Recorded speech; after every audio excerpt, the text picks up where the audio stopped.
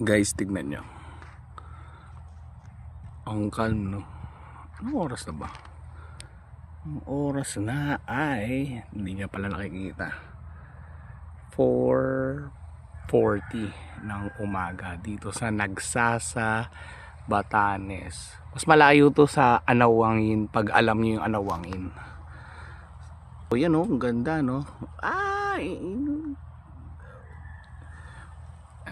4 o'clock kasi ako nagigising lagi. Kahit na may pasok o wala, 4 o'clock na ako nagising. Pero minsan talaga mas malala pa eh. Minsan 2:30 gising na ako.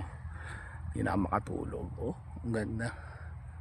4:40 ng umaga dito sa Nagsasa, Batanes.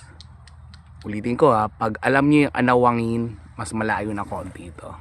Yan. Tapos tingnan nyo, yung mga ano rin dito eh. Yung mga tindahan din dito.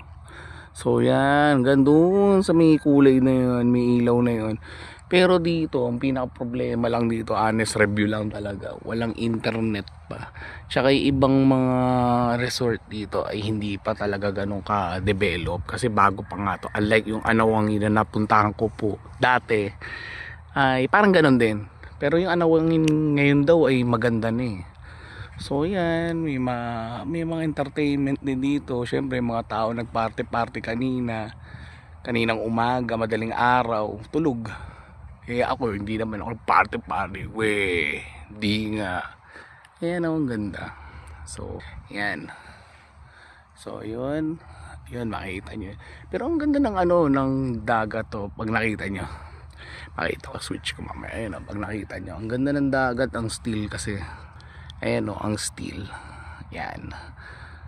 Tapos pwede ka mag-trekking. Doon sa may trekking, dito yun, mamaya magte-trekking kami. Try namin habang hindi pa mainit.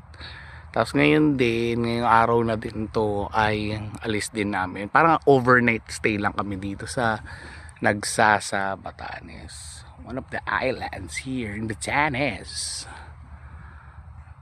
So yun lang. Bye!